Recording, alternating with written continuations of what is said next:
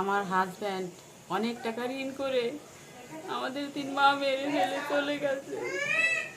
আমি মানুষের বাসায় কাজ করে কি করে এত টাকা ঋণ শোধ করব? আমার 2টে মেয়ে, আমি একজন নারী।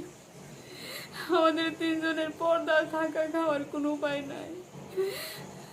আমি কি করব? আমার কোনো এখন নিরুপায়।